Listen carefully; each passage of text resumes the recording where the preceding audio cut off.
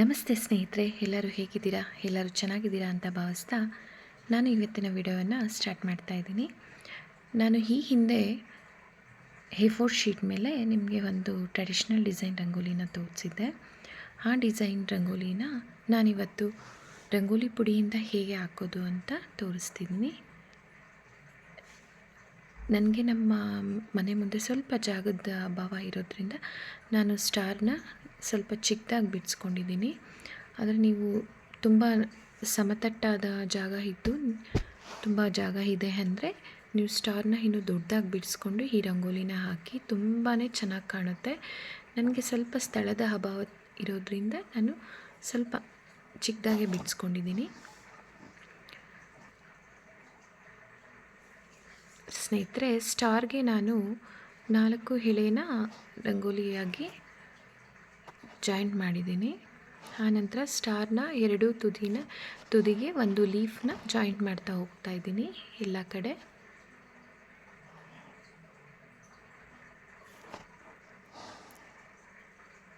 ನಾನು ಈ ರೀತಿ ಇದು 2 ಡಿಸೈನ್ಸ್ನ ತೋರಿಸಿದ್ದೆ. ಈ ಹಿಂದಿನ A4 ಶೀಟ್ನಲ್ಲಿ ಈ ಹಿಂದೆ ವಿಡಿಯೋದಲ್ಲಿ ಅಪ್ಲೋಡ್ ಮಾಡಿದ್ದೆ.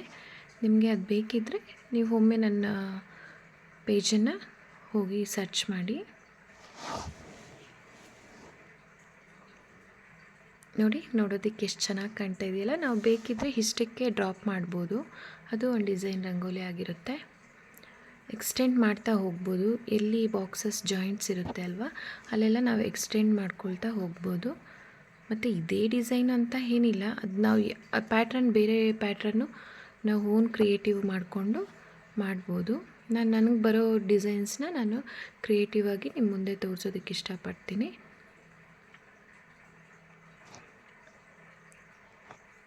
ಇತ್ತೀಚೆಗೆ ನಾನು ಇದೇ ಡಿಸೈನ್ಸ್ನ ತುಂಬ ವೀಡಿಯೋಸ್ನ ಅಪ್ಲೋಡ್ ಮಾಡ್ತಾ ಇದ್ದೀನಿ.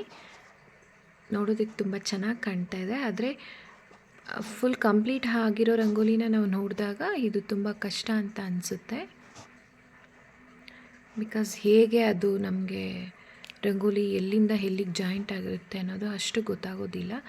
ನಾವು ಹೀಗೆ ಹಾಕ್ಕೊಳ್ಳೋದನ್ನು ನೋಡಿದಾಗ ಪ್ರತಿಯೊಬ್ಬರಿಗೂ ಈಸಿಯಾಗಿ ನೀವು ಸಹ ನಿಮ್ಮ ಮನೇಲಿ ಹಾಕ್ಕೋಬೋದು. ದಯವಿಟ್ಟು ಈ ವಿಡಿಯೋಸಲ್ಲಿ ನಾನು ತೋರಿಸೋ ರಂಗೋಲಿನ ಹಾಕಿ, ನೀವು ಹಾಕಿರೋ ಫೋಟೋಸ್ನ ಮತ್ತೆ ನನಗೆ DM ಮಾಡಿ, ನಮಗೂ ಖುಷಿಯಾಗುತ್ತೆ.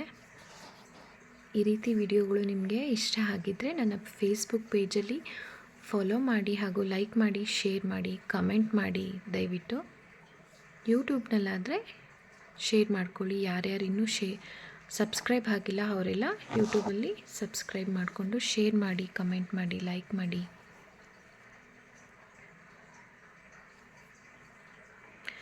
ನೋಡಿ, ನಾನು ಈಗ ಶೇಡ್ ಮಾಡ್ಕೊತಿದ್ದೀನಲ್ವ, ಅಲ್ಲಿ ನೀವು ಯಾವುದಾದ್ರೂ ಬಣ್ಣ ಹಾಕ್ಕೋಬೋದು, ಚೆನ್ನಾಗಿ ಕಾಣುತ್ತೆ. ಎಲ್ಲೆಲ್ಲಿ ನಾನು ಶೇಡ್ ಮಾಡ್ತಿದ್ದೀನೋ ಅಲ್ಲಿ ಮಿಕ್ಸ್ ಮ್ಯಾಚ್ ಕಲರ್ಸ್ನ ನೀವು ಹಾಕ್ಕೊಳ್ಳಿ. ಒಂದೊಂದು ಬಾಕ್ಸಿಗೂ ಬೇಕಾದರೆ ಒಂದೊಂದು ಕಲರ್ ಹಾಕ್ಕೊಳ್ಳಿ, ಚೆನ್ನಾಗಿರುತ್ತೆ. ಅಥವಾ 2 ಅಥವಾ 3 ಕಲರ್ನ ಯೂಸ್ ಮಾಡ್ಕೊಳ್ಳಿ. ನಾನು ಮಿಡಲಲ್ಲಿ ನಾನು ಹಿಂದಿನ ವಿಡಿಯೋದಲ್ಲಿ ಹೇಳಿದ್ದೆ, ನಾನು ಹೆಚ್ಚು ಸ್ಟಾರ್ ಮತ್ತು ಟ್ರಯಾಂಗಲ್ ಡಿಸೈನ್ಸ್ನ ಯೂಸ್ ಮಾಡ್ತೀನಿ ಅಂತ. ನಾನಿಲ್ಲಿ ಸ್ವಸ್ತಿಕ್ನ ನಾನು ಯೂಸ್ ಮಾಡ್ಕೊಂಡಿದ್ದೀನಿ.